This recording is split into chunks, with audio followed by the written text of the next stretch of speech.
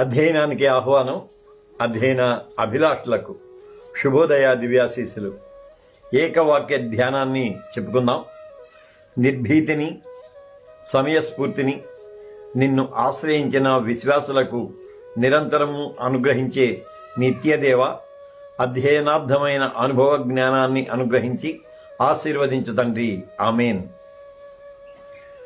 నీవుగాక ఎవరున్నారు నేలపై నీ నన్ను కాపాడా, నీవుగాక ఎవరున్నారు చేవలేని నాకు నీవు, చేవలేని నాకు నీవు చేవగలుగా చేయగలవు. అధ్యయన అభిలాషులకు ఆహ్వాన శుభాశీస్సులు. అపోస్తలుల చర్యల పుస్తకం 26వ అధ్యాయం తొలి భాగాన్ని ఈవేళ మనం విశ్లేషణ చేసుకోబోతూ ఉన్నాం. ఫేస్తు యూదయకు అధికార ప్రతినిధిగా వచ్చిన తర్వాత యూదయ పాలకుడైన అగ్రిప్ప అతని సోదరి బెర్నీకే ఫేస్తును సందర్శించడానికి కైసరయ వచ్చారు. వారి సంభాషణలో పౌలు ప్రస్తావన వచ్చింది. పౌలు తన వాదాన్ని నా ఎదుట కూడా వినిపిస్తే ఆలకిద్దామని నేను ఆశిస్తున్నాను అని ఫేస్తు తన కోరికను వ్యక్తపరిచాక అన్నింటినీ సిద్ధం చేశాడు. సో అగ్రిప్పరాజు ముందు నిలవబడ్డ పౌలు తన సమర్థనను ఎలా వినిపించాడో ఆ భాగాన్ని ఈవేళ మనం విశ్లేషణ చేసుకోబోతూ ఉన్నాం. లైవ్లోకి చేరువచ్చిన ప్రేమిడ్లందరికీ కూడా ఆహ్వానాశీస్సులు. లూకా కుడారి, డేవిడ్ ఏర్పుల, ధర్మరాజు, డాక్టర్ ధర్మరాజు ఇమ్మడి, అమ్మ ప్రసూనమ్మ. చిత్రం ఇవాళ వీళ్ళిద్దరు కనపడలేదు. రమేష్ డేవిడ్ నిట్టల, బిడ్డ కవిత నిట్టల అండ్ ఫ్యామిలీ ముందు వాళ్లే కనిపిస్తారు. సరే, అందరికీ హృదయపూర్వకమైన ఆహ్వాన ఆశీస్సులు అందిస్తూ ఉన్నాను. నేను తొలి వచనాన్ని చదువుతున్నాను.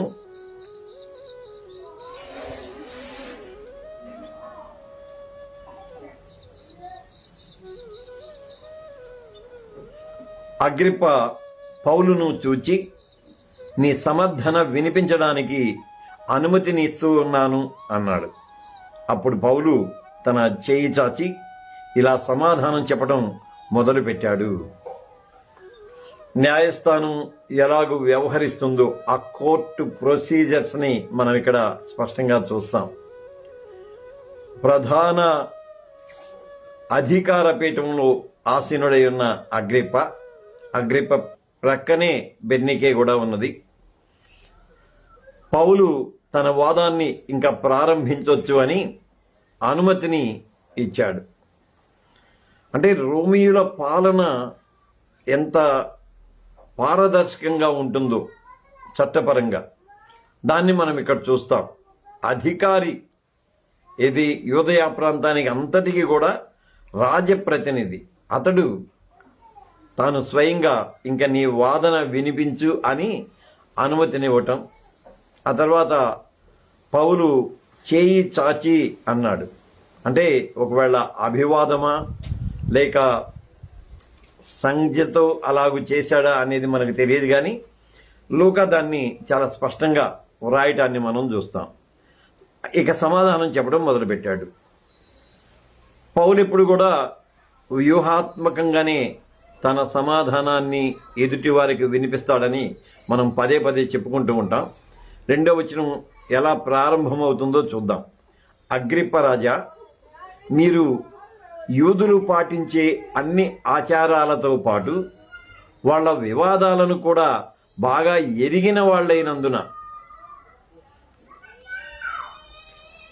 ఎప్పుడైనా సరే అధికారి ఎదుట నిలువబడినప్పుడు, లేదా అధికారి కాకపోయినా ఎవరిని మనం ఎన్కౌంటర్ అయినా తారసపడ్డా కూడా మనకు తెలిసిన ఒక పాజిటివ్ స్టేట్మెంట్ వారి పట్ల ఇవ్వటం అది మంచిది అనే ఆ భావన ఇక్కడ మనకు కనబడుతుంది. ఎవరినైనా పలుకరించినప్పుడు తొలుత వారి యొక్క మంచి గుణలక్షణాలను పేర్కొనటం చాలా మంచి అలవాటు. పైగా అత్యున్నత స్థానంలో ఉన్న అగ్రిప్పను చాలా జాగ్రత్తగా పౌలు అగ్రిప్పరాజా అని సంబోధించి, సో పేరు పెట్టి పిలిచి సంబోధించడం అనేది అది తూర్పు దేశ బయట ఉన్న అన్ని ప్రాంతాలలో అలవాటు అని. చక్కగా 70-80 ఏళ్ల వాళ్ళను కూడా 7-8 సంవత్సరాల పిల్లలు సైతం పేరు పెట్టి పిలుస్తారు. పెస్టర్ రవి అని పిలుస్తారు. మనకైతే తాత అని పిలుస్తారు, లేకపోతే అంకుల్ అని పిలుస్తారు, మన సంప్రదాయం. కానీ అక్కడ పేరు పెట్టే పిలుస్తారు. సో అగ్రిప్ప రాజా అని రాజును, అంటే అతని పేరు పెట్టి పేరుతో అతని రాజరిక హోదాను జ్ఞాపకం చేసి ఇంకా తన స్ట్రాటజీ మొదలుపెట్టాడు. యూదులు ఆచరించే సంప్రదాయాలన్నీ మీరు బాగా ఎరిగినవారు. రెండోది, వాటితో పాటు యూదుల వివాదాలు కూడా మీరు బాగా ఎరిగినవారు. సంప్రదాయాలు, వివాదాలు అనే ఆ రెండు ప్రత్యేకమైన భావజాలాన్ని అగ్రిప్ప ముందు విసిరాడు. మీకు తెలుసు, యూదుల సంప్రదాయాలన్నీ మీకు తెలుసు. సంప్రదాయ పాటింపు క్రమంలో తలెత్తే వివాదాలు కూడా మీకు తెలుసు. రెండు చెప్పాడనమాట. మీరు ఈ రెండింటిలో కూడా ప్రవేశం కలిగిన వాళ్ళు గనుక నేను ధైర్యంగా మీ ముందు నిలబడి ఉన్నాను అని తరువాతి వచనంలో చెబుతాడు. అంటే ఎదుటి వ్యక్తి యొక్క అటెన్షన్ని తన మీదకు తెచ్చుకోవటానికి పౌలు ఎంత జాగ్రత్తగా వ్యవహరించాడో అది మనకు కనిపిస్తుంది అనమాట. 2వ వచనం చదువుకుందాం. 3వ వచనం, యూదులు నా మీద మోపిన నేరాలన్నింటి గురించి ఈవేళ మీ ముందు ఇలా సమాధానం చెప్పుకోబోవటం నా ధన్యతగా భావిస్తూ ఉన్నాను. ఓర్పుతో నా మనవి వినాలని వేడుకుంటూ ఉన్నాను. 2వ వచనంలోనేమో అతని గుణలక్షణాలను ప్రస్తుతించాడు. యూదుల మనోభావాలన్నీ మీకు తెలుసు, ఆచార వ్యవహారాలన్నీ తెలుసు, అలాగే వారి మధ్య ఉండే అంతర్గత విభేదాలు, వివాదాలు కూడా మీకు తెలుసు. టోటల్గా యూదా జాతికి సంబంధించిన అన్ని కోణాలలో మీకు ప్రవేశం ఉంది అని చెబుతూ, ఇలాంటి మీ ఎదుట ఇదిగో యూదులు నా మీద మోపిన ఈ అభియోగాలన్నింటినీ విన్నవించుకోవటానికి అవకాశం దొరకటం నా ధన్యతగా భావిస్తూ ఉన్నాను అన్నాడు. ఇక్కడ మళ్ళీ ఆ జూయిష్ స్ట్రాటజీనే మనం జాగ్రత్తగా ఆలోచించేద్దాం. యూదులు అన్నాడు, యూదుల సంప్రదాయం అంతా మీకు తెలుసు అన్నాడు, మళ్ళీ యూదులు నా మీద మోపిన అభియోగము అన్నాడు. అక్కడ టోటల్గా ఆ యూదా జాతి ప్రత్యేకత, లేకపోతే ఆ జూయిష్ ఆ సెంట్రాలిటీని, ఆ కేంద్రాన్ని అలాగే ముందు పెట్టాడనమాట. అంటే కేవలం ఒక జాతికి పరమైన విశ్వాసానికి సంబంధించిన వివాదం అని అక్కడ ఫోకస్ చేశాడు. అది తప్ప వేరే అభియోగాలు ఏమీ లేవు.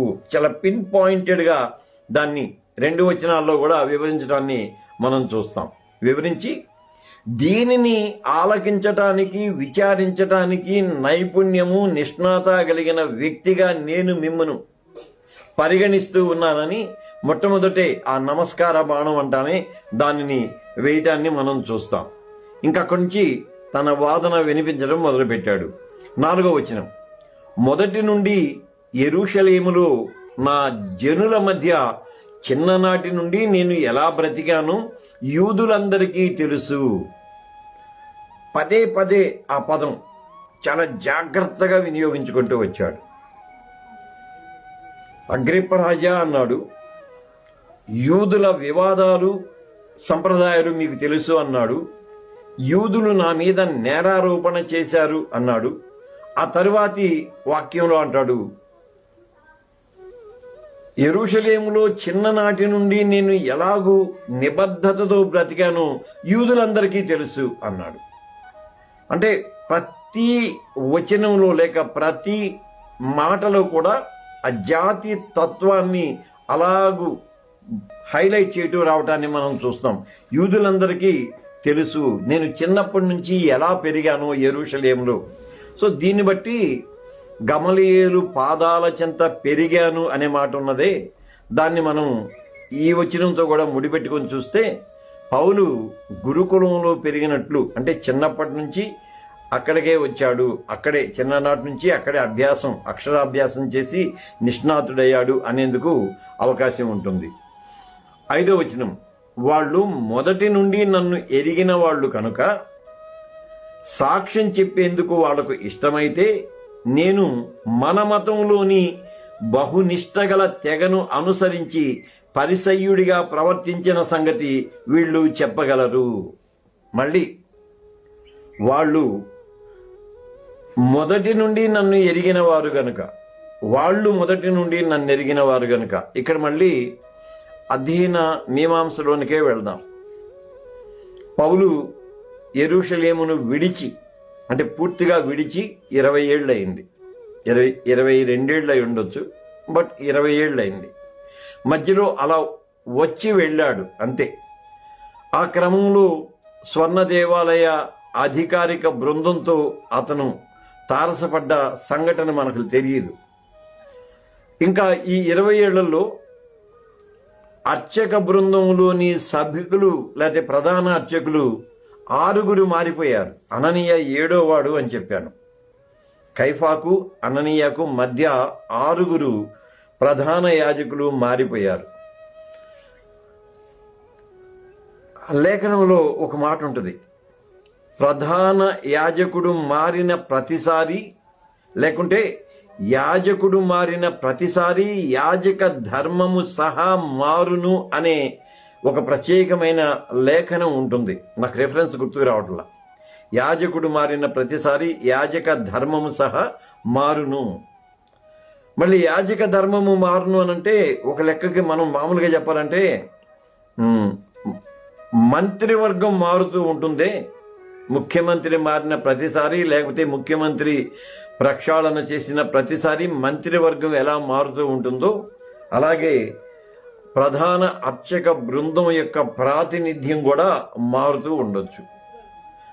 ఆ క్రమంలో పౌలును స్వయంగా ఎరిగిన వాళ్ళు అక్కడ ఉండటానికి దాదాపుగా వీలు ఉండదు, నేను అనుకోవటం వీలుండదు. పైగా ఒక 2 ఏళ్ల క్రితమే గమలీయేలు కూడా నిర్గమించాడు అని మనం చెప్పుకున్నాం. ఆ తర్వాత గమలీయేలు స్థానంలో ఎవరున్నారో మనకైతే తెలియదు. కానీ పౌలు మాత్రం అగ్రిప్పను బెర్నీకేని ఇద్దరిని దృష్టిలో పెట్టుకొని చాలా జాగ్రత్తగా ఈ మాటలు మాట్లాడుతూ ఉన్నాడనమాట. నేను ఎలా పెరిగాను, మొదటి నుండి నన్ను ఎరిగిన వారు గనక సాక్ష్యం చెప్పేందుకు వాళ్ళకి ఇష్టమైతే, నా గురించి తెలిసిన వాళ్ళు, ప్రారంభం నుంచి నా గురించి తెలిసిన వాళ్ళు మళ్ళీ అన్బయాస్డ్గా నా గురించి సాక్ష్యం చెప్పడం ఇష్టపడితే వాళ్ళు చెబుతారు అని అక్కడ మళ్ళీ ఇంకొక మంచి వివరణ ఇచ్చాడు. మన మతంలోని బహునిష్టగల తెగను అనుసరించి పరిసయ్యుడిగా ప్రవర్తించిన సంగతి వీళ్ళు చెప్పగలరు. యూదులు యూదులు యూదులు యూదులు అంటూ పదే పదే ప్రస్తావించిన పౌలు ఒక్కసారిగా మన మతం అన్నాడు. అంటే అగ్రిప్పను కూడా మన అనే ఆ కోవలోనికి తీసుకుని వచ్చాడు, ఇంక్లూడ్ చేశాడు. మన మతంలో నుంచి ముందేం తెలుసు అన్నాడు. ఆ తర్వాత నీవు పాటించే మతము నేను పాటించే మతము ఒక్కటే, నా మీద మోపిన వివాదం మతపరమైనదే, నా సమర్థన మతపరమైన అంశంలో నుంచి నేను వినిపిస్తున్నాను, దానిలో నీవు నిష్ణాతుడవు అని చెప్పేందుకు మన మతం అన్నాడు. అంటే అలాగా అభియోగం చేసిన వాళ్ళు, నిందితుడు, న్యాయాధిపతి అందరూ ఒకే కోవకు చెందినవారు అనే అంశాన్ని స్పష్టపరిచాడు. స్పష్టపరిచిన తర్వాత ఇక్కడ పరిసయ్యులు అనేది అది ప్రత్యేకమైన వర్గంగా కాకుండా ఒక జీవన విధానంగా పౌలు పరిచయం చేయటాన్ని మనం చూస్తాం. పరిసయ్యులు అనే దాన్ని లేక పరిసయ్య తత్వము అనే దాన్ని ఒక జీవన విధంగా బహునిష్టగల తెగను అనుసరించి పరిసయ్యుడిగా ప్రవర్తించిన సంగతి వీళ్ళు చెప్పగలరు. సో పరిసయ్యులు అనేది ఒక వర్గంగా లేకపోతే ఒక తెగ అంటే మళ్ళీ జాతి కాదు, విత్ ఇన్ ద నేషన్ తెగగా, మళ్ళీ అది ఒక ఆచరణాత్మక జీవన విధానంగా పౌలు పరిచయం చేయడాన్ని మనం చూస్తాం.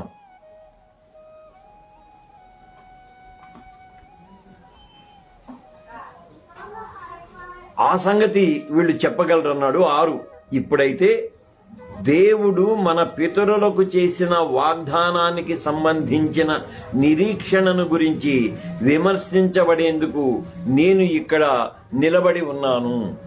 దట్ మళ్ళీ స్ట్రాటజీ. నేను పరిసయ్యుడను అని నేనేమనుకుంటానంటే,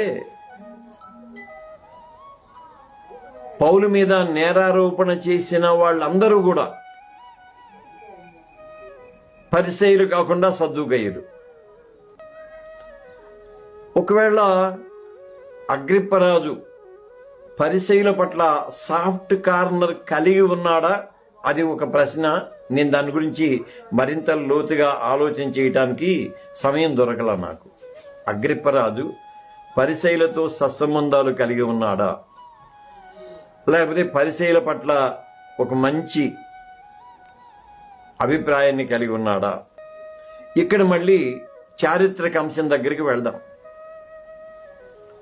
అగ్రిప్పరాజ సౌధంలో నుంచి స్వర్ణ దేవాలయ ప్రాంగణంలో జరిగే పూజాధికాలన్నింటినీ, ఆ మాట అంటున్నానులే, పూజాధికాలన్నింటినీ కూడా వీక్షించడానికి అతని సౌధంలో ఒక భాగాన్ని పైకి లేపాడు అని చరిత్ర చెబుతుంది. దానిని ఇష్టపడనటువంటి యాజక సమూహము మళ్ళీ ఆ వైపు ఉన్న యెరూషలేము ప్రాకారాన్ని మరింత ఎత్తుకు లేపారు అని చరిత్ర చెబుతుంది. దాని మధ్య వివాదం ఉన్నది. సో దాన్ని మనం ఆధారం చేసుకున్నప్పుడు యెరూషలేము దేవాలయ యాజక సమూహంలో బలమైన వర్గం సద్దూకైల వర్గం. సద్దూకైలే దాన్నంతటినీ కూడా పర్యవేక్షణ చేస్తూ ఉంటారు. అర్చకులంతా సద్దూకైల దీనికి సంబంధించిన వాళ్ళే. ఆ విధంగా సద్దూకైల పట్ల అతనికి ఏదైనా కొంచెం విరోధభావం ఉన్నదా? పౌలు ఇవన్నీ ఆలోచన చేశాడా మనకైతే తెలియదు. మనం అధ్యయనంలో ఇవన్నీ ఆలోచన చేస్తూ ఉన్నాం. అందువలన ఆ పరిసయ్యుల తత్వాన్ని, అంటే అతను వాస్తవమే చెప్పినా వాస్తవం చెప్పటంలో ప్రత్యేకించి నేను పరిసయ్యుడను, ఆ పరిసయ్యుల పట్ల ఇది పరిస్థితి అని చెప్పడంలో ఆ ప్రత్యేకత ఉంది అని మనం చెప్పుకోవచ్చు అన్నమాట. అప్పుడు చెబుతూ 6వ వచనంలో ఏంటంటే, ఇప్పుడైతే దేవుడు మన పితరులకు చేసిన వాగ్దానానికి సంబంధించిన నిరీక్షణను గురించి విమర్శించబడేందుకు నేను ఇక్కడ నిలువబడి ఉన్నాను. పితరులకు చేసిన వాగ్దానము, మళ్ళీ మన పితరులు అన్నాడు, ముందేమో మన మతం అన్నాడు. అలా తనలోనికి అగ్రిప్పను తీసుకుని వచ్చాడు. మళ్ళీ ఏమో మన పితరులు అని చెప్పి అన్నాడు. మన పితరులు అని అనటం ద్వారా మళ్ళీ ఆ ఓన్ చేసుకునే క్రమాన్ని మనం చూస్తాం. వాగ్దానాన్ని మనం క్రైస్తవ సౌవార్తిక కోణంలో నుంచే చూస్తాం, కానీ యూదీయ కోణంలో నుంచి చూడాలి. యూదీయ కోణంలోంచి నాకైతే ఇది చాలా క్లిష్టమైన అంశం ఏంటంటే, పితరులకు చేసిన వాగ్దానం. మళ్ళీ పితరులు ఎవరు? పితరులు అంటే ముందున్న పూర్వీకులు అని అంటమే. ఆ పితరులు అనగానే మళ్ళీ మనం అబ్రహాము, ఇస్సాకు, యాకోబు వాళ్ళ దగ్గర నుంచి రావటం కాదు. పితరులు అంటే మన ముందు పూర్వీకులే. ఇంకా చెప్పాలి అని అంటే, మన పితరులకు చేసిన వాగ్దానము ఈ కంటెస్ట్లో మనం చెప్పాలి అని అంటే, బబులోను చెర తరువాతి పరిస్థితులు, అంటే పోస్ట్ ఎగ్జిలిక్ పీరియడ్ అంటామే, చెరానంతర ప్రవక్తలు, చెరానంతర పరిస్థితులు, వాటిని మనం పరిగణలోనికి తీసుకోవచ్చు. అక్కడ ఏంటి, మెస్సియానిక్ కాన్సెప్ట్ ఉంటుంది. విమోచకుని యొక్క ప్రవేశము, విమోచన కార్యము ఉంటుంది. విమోచన కార్యం మళ్ళీ దేనికి సంబంధించింది? పూర్తిగా రాజ్యాధికారానికే సంబంధించింది. అంటే మన నిరీక్షణను గురించి నేను మాట్లాడుతున్నాను అన్నప్పుడు, పితరుల వాగ్దానాన్ని గురించి నేను మాట్లాడుతున్నాను అన్నప్పుడు ప్రాథమికంగా ఏమి ధ్వనిస్తుందంటే, ఇదిగో మెస్సియాను మనకు అనుగ్రహిస్తాడు అనే ఒక వాగ్దానం మనకు ఉన్నది కనుక ఆ మెస్సియా వాగ్దానానికి సంబంధించిన అంశం మీద నేను విమర్శించబడుతూ ఉన్నాను. ఇక్కడ సంక్లిష్టత ఏంటంటే, మెస్సియా అంటే పరపాలన నుండి ప్రజలను విమోచించేవాడు. మళ్ళీ పరపాలన రోమియులది. అయితే అగ్రిప్ప కానివ్వండి, ఫేస్తు కానివ్వండి, రోమా ప్రభుత్వం ద్వారా నియామకం చెందినవారు. సో ఇది చాలా జాగ్రత్తగా వినేందుకు కొంచెం మామూలుగా ఉంటుంది, కానీ ఆలోచింపచేసే అంశంగా మనం దీన్ని పరిగణలోనికి తీసుకోవాలి. దానిని బట్టి నేను విమర్శించబడుతూ ఉన్నాను అన్నాడు. 7వ వచనం, మన 12 గోత్రాల వాళ్ళు ఎడతెగక దివారాత్రులు దేవుణ్ణి సేవిస్తూ ఆ వాగ్దానాన్ని పొందుతామని నిరీక్షిస్తూ ఉన్నారు. మళ్ళీ మన 12 గోత్రాల వారు అన్నాడు. హేరోదుని హాఫ్ జ్యూ, అర్ధయూదుడు అని ప్రస్తావన చేస్తారు. హేరోదియన్ ఫ్యామిలీ ట్రీ గురించి మనం జీసస్ మూవ్మెంట్, యేసు ఉద్యమంలో ప్రత్యేకంగా స్టడీ చేసుకుందాం. అయినా మన 12 గోత్రాల వారు అని అన్నారు.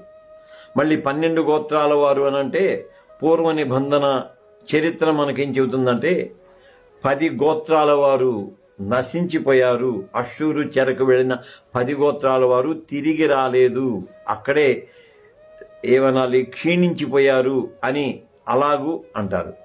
సో మరి 12 గోత్రాలు, 12 గోత్రాలు అనే దాన్ని మళ్ళీ ఎలాగూ మనం జస్టిఫై చేసుకోవాలో దాన్ని కూడా మనం యేసు ఉద్యమంలో వాటిని గురించి ప్రత్యేకంగా చెప్పుకుందాం. మన 12 గోత్రాల వాళ్ళు ఎడతెగక దివారాత్రంగా దేవుణ్ణి సేవిస్తూ ఆ వాగ్దానాన్ని పొందుతామని నిరీక్షిస్తూ ఉన్నారు. ఇది కూడా మళ్ళీ పొలిటికల్ బ్యాక్గ్రౌండ్లో నుంచే, ఇదిగో మనకు మెస్సియా వస్తాడు, మనల్ని విమోచిస్తాడు, విమోచించి తన రాజ్య అధికారంలోనికి తీసుకుని వెళ్తాడు అనేది వాగ్దానము. ఆ వాగ్దానం పట్ల ఇశ్రాయేలీల 12 గోత్రాల వాళ్ళు కూడా ఎదురు చూస్తూ ఉన్నారు అని. అపోస్తలుల చర్యల పుస్తకాన్ని ఇప్పుడు కాదు, ఎప్పుడు అధ్యయనం చేసినా అధ్యయనకర్తలంగా మనం ఒక అంశాన్ని మనసులో పెట్టుకుందాం. పౌలు పరిచర్య ప్రారంభించిన ప్రారంభంలో మొదట్లో పర్వాలేదు, కానీ యెరూషలేము కౌన్సిల్ జరిగిందే మనం చెప్పుకున్నాం. యాకోబు సారథ్యంలో యెరూషలేము కౌన్సిల్ జరిగింది. ఏంటి? సున్నతి, యూదేతరులు సున్నతి పొందాల్సిన అవసరం ఉందా అంటే దాని మీద చర్చ జరిగి అవసరం లేదు. ఆ తీర్మానాలు గొంతు పిసిగి చంపిన దాన్ని, రక్త భక్షణాన్ని విస్మరించాలి అని చెప్పారు కదా, అవి మాత్రం నిర్ధారించారు. సో యెరూషలేము కౌన్సిల్ జరిగినప్పటి నుంచి కూడా అక్కడ పెట్టేసి యెరూషలేము కౌన్సిల్ జరిగినప్పటి నుంచి కూడా అంతర్గత విప్లవం యూదుల మధ్య మొదలవుతూ వచ్చింది. రోమా పాలనకు వ్యతిరేకంగా అనేక వర్గాలు అంతర్గతంగా తమ తిరుగుబాటును సిద్ధం చేసుకుంటూ వస్తున్నాయి. దాన్ని ఖచ్చితంగా మనసులో పెట్టుకోవాలి. అది అగ్రిప్పకు కూడా తెలుసు, ఫేస్తుకు కూడా తెలుసు. ఒకవేళ పౌలు మన నిరీక్షణ, మన పితరుల వాగ్దానము, 12 గోత్రాల దివారాత్రుల ప్రార్థన, విజ్ఞాపన అంటే రోమా పరిపాలనకు అంతం పలికే మెస్సియ రాక అనే అంశం మాత్రమే మనసులో మెదులుతూ ఉంటుంది. ఏది? రాజరిక, లేకపోతే ఆ కోణంలో నుంచి మనం ఆలోచన చేస్తే ఎదురుగా ఉన్న వాళ్ళంతా అలాంటి నేపథ్యానికి సంబంధించిన వాళ్ళే. ఇప్పుడు ఇవాళ అధ్యయనంలోని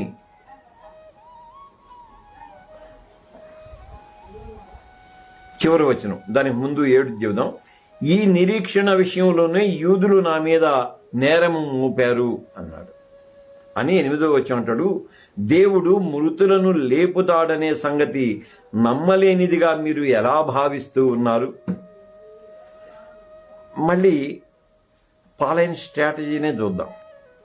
ఒక అంశం ప్రారంభం చేశాడు. చాలా జాగ్రత్తగా ఇవాళ మనం అధ్యయనం జాగ్రత్తగా చూద్దాం. ముందు అగ్రిప్పని ప్రేజ్ చేశాడు. చేసిన తర్వాత నీకు యూదుల ధర్మశాస్త్రము, సంప్రదాయము, అంతర్గత వివాదాలు బాగా తెలిసిన వాడివి అన్నాడు. నన్ను జడ్జి చేయటానికి నువ్వు సరైన వ్యక్తివి అనే ఆ భావన కలిగేలాక నేను దానిని ధన్యతగా భావిస్తూ ఉన్నాను అన్నాడు. మన మతము అన్నాడు. మళ్ళీ పరిసయ్యుల జీవన విధానానికి సంబంధించిన వాడను అన్నాడు. అక్కడి నుంచి ఒక్కసారిగా పితరుల దగ్గరికి వెళ్ళి నిరీక్షణ వాగ్దానం గురించి మాట్లాడాడు. ఆ నిరీక్షణ వాగ్దానం 12 గోత్రాల వారికి సంబంధించింది అని చెప్పాడు. ఇప్పుడు అసలు అంశానికి వచ్చాడు. అక్కడికి ఆపి రెండో అంశాన్ని మొదలుపెట్టాడు. అసలు మృతులను దేవుడు లేపుతాడు అనే అంశం ఉన్నదే, అది నమ్మతగనిది అని మీరు ఎలా ఆలోచించేస్తారు అంటే, అప్పటిదాకా పౌలు చెబుతూ ఉన్న దానిని ఆలోచించేస్తూ ఉండి ఒక్కసారి ఆ ఆలోచన స్రవంతికి బ్రేక్ వేసి మరొక క్రొత్త అంశాన్ని జోడించాడు. మృతుల పునరుద్ధానాన్ని ఇక్కడ జోడించాడు. సో ఇక్కడికి ఇవాల్టి అధ్యయనాన్ని ఆపివేద్దాం. అంటే పౌలు ఎలాగూ చాలా స్ట్రాటజిక్గా ఒక అంశాన్ని ప్రారంభించి దానిలోనికి వినేవారిని తీసుకుని వచ్చి అక్కడ సడన్గా ఆపి దానిలోనికి మరొక అంశాన్ని జొప్పించి ఎలాగూ వ్యూహాత్మకంగా తన సమర్థనావాదాన్ని వినిపిస్తాడో గతం నుండి మనం చూస్తూ ఉన్నాం. అలాగే ఇప్పుడు రెండో అంశాన్ని జోడించడాన్ని కూడా మనం చూచాం. లైవ్లోకి చేరువచ్చిన బిడ్డలకు వందనాశీస్సులు. జాన్సన్ కొడవటి, లూకా కుడారి, రమేష్ డేవిడ్ నిట్టల ఇవాళ బిడ్డ కనిపించలేదు, పైగా ఆలస్యంగా వచ్చారు మీరు. అయినా బిడ్డ కవిత నిట్టల, తరువాత డేవిడ్ ఏర్పుల, అమ్మ ప్రసూనమ్మ, మళ్ళీ రవి పోలేపల్లి, మొత్తం 4 లైవ్లో ఉన్నారు. అందరికీ హృదయపూర్వకమైన వందనాశీస్సులు చెల్లిస్తూ రేపటి దినం మిగిలిన భాగాన్ని మనం అధ్యయనం చేసుకోవడానికి ముందు రేపటి దినం శనివారం కనుక అధ్యయన పలుకరింపులో మరొక ప్రత్యేకమైన అంశాన్ని మనం ప్రస్తావన చేసుకుందాం. అందాక సెలవు.